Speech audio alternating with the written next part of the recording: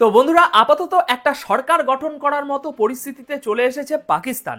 মানে বিগত 14 দিন ধরে পাকিস্তানের সব থেকে বড় যে সমস্যাটা চলছিল, যে সরকার কে বানাবে। ভোট শেষ হয়েছে 8 তারিখে, আর আজ 22 তারিখ, এখনো দেশের সরকার গঠন হয়নি। তো সেই সমস্যাটারই অবসান হয়তো কাল হতে চলেছে। বন্ধুরা, এখানে দুটো পার্টির নাম সামনে আসছে, পাকিস্তান মুসলিম লীগ নুন অর্থাৎ নওয়াজ শরীফের যে পার্টি, আর দ্বিতীয়টি হলো পিপিপি মানে পাকিস্তান পিপলস পার্টি, যার চেয়ারম্যান হলো বিলাওয়াল ভুট্টো জারদারি। তো সেই পার্টি, তো এখন এই দুটি পার্টির মধ্যে জোট হয়েছে, এনারাই বানাবেন সরকার। এবার দেখুন, সেই পুরানো একটা কথাই আছে না, যে বাকরা কাটেগা তো বাটেগা। তো এখন বিষয় হচ্ছে, বাকরা কেটে গিয়েছে, কিন্তু বাকরার ভাগাভাগিটা কিভাবে হচ্ছে, কার কার থালায় কি কি দেওয়া হচ্ছে। আর এই বাকরা কাটা আর বাটা এই জিনিসটাতে পাকিস্তানের জনগণের কি দুর্ভোগ হতে চলেছে, পাকিস্তান দেশটার কি ক্ষতি হতে চলেছে, সেগুলোই আপনাদের সাথে আলোচনা করতে আসলাম। কারণ বন্ধুরা, পাকিস্তানে যে পলিটিক্যাল আনস্টেবিলিটি ছিল, সেটা আবারও কন্টিনিউ হতে চলেছে। আমি কেন এমনটা আপনাদেরকে বলছি, চলুন সেটাই আগে বোঝাই, তারপর বলছি যে ওই কাটা বাকরা কাটা বাটার ওই জিনিসগুলো কে কি পেয়েছে না পেয়েছে সেগুলো। তো দেখুন, অ্যানালিসিস বা সহজ বুদ্ধির বিচার যেটাই বলুন না কেন, যদি দেশে একটা কমজোর রাজনৈতিক দল থাকে, এখন আপনার নজরে কমজোর রাজনৈতিক দল কাকে বলবেন? যারা এককভাবে না, অনেকগুলো দল মিলিত হয়ে যারা একটা সরকার বানাবে, তাদেরকেই, তাই না? তো এরকম একটা কমজোর রাজনৈতিক দল যখন দেশ চালাবে, তখন আজ নয়তো কাল, কাল নয়তো 1-2 বছর পর, প্রথমত একে অপরের উপরে তারা নিশ্চিত সন্দেহ করতে শুরু করবে।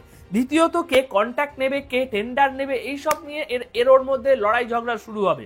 এবার দেশের সরকারের ভিতরে ভিতরে যখন এই সমস্ত চলবে, তখন সেনাবাহিনীর দিক দিয়ে ভীষণ সহজ হয়ে যাবে এই সমস্ত কিছুর ভিতরে টুক করে ঢুকে যাওয়া বা এগুলোকে কন্ট্রোল করা, বিশেষ করে পাকিস্তান সেনাবাহিনীর দিক দিয়ে। কিছুই না, এখন ধরুন দেশে যদি কোনো পার্টি অ্যাবসলিউট মেজরিটিতে থাকে, সে দেশের প্রাইম মিনিস্টার হয়ে বসে আছে, তার পার্টি দেশ চালাচ্ছে, তাকে সারা দেশের লোক পছন্দ করে, সাপোর্ট করে, দেশের উত্তরে দক্ষিণে পূর্বে পশ্চিম সমস্ত জায়গায় তার সরকার রয়েছে। তো এরকম একটা পরিস্থিতিতে এরকম একটা পার্টির সাথে লড়াই করা তখন সেনাবাহিনীর পক্ষে মুশকিল হয়ে যাবে। তো দেখুন, এতদিনে পাকিস্তান সেনাবাহিনী একটা জিনিস খুব ভালো করে শিখে নিয়েছে, সেটা হলো পাকিস্তানে কোনো পার্টিকেই অ্যাবসলিউট মেজরিটিতে আসতে না দেওয়া। যে পার্টি সরকার গঠন করুক না কেন, সব খোঁড়াতে খোঁড়াতে চলবে সেনাবাহিনীর আন্ডারে। যখনই পাকিস্তানের জনগণ কোনো প্রত্যাশা রাখবে তাদের সরকারের উপরে, তারা যেন সেখানে দেখতে পায় যে সরকার কমজোরি, আর সেখানে সেনারা এসে তাদেরকে সাহায্য করছে।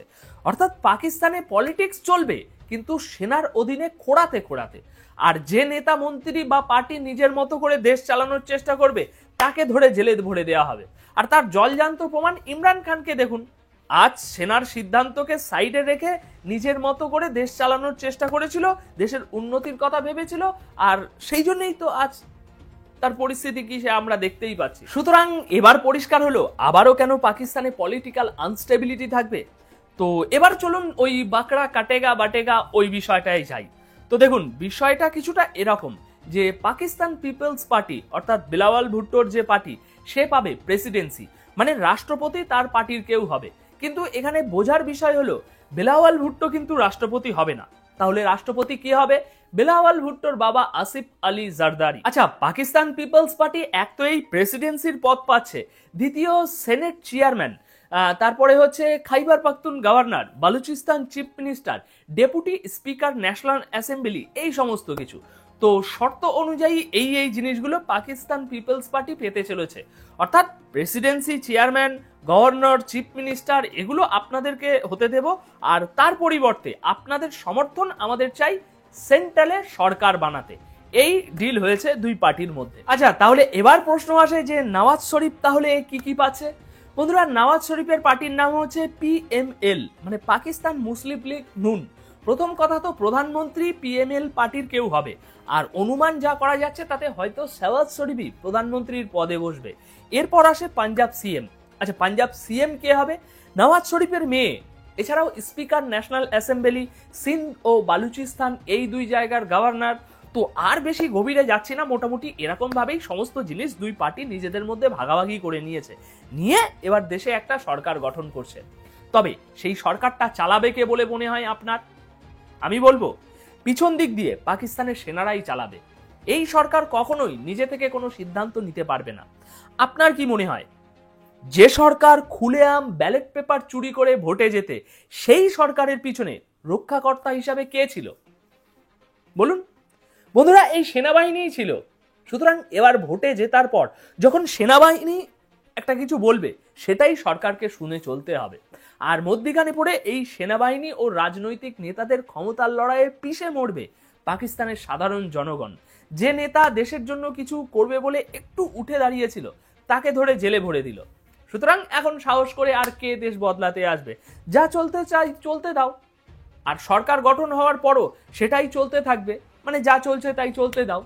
তো এই বিষয়ে আপনার কি মন্তব্য? আপনি কি আমার সাথে একমত, নাকি আপনার মন্তব্য আলাদা কিছু? সেটা কমেন্ট বক্সে অবশ্যই জানিয়ে যাবেন। আজ তাহলে এখানেই বিদায় নিচ্ছি। দেখা হচ্ছে পরবর্তী এপিসোডে নতুন কিছু তথ্যের সাথে।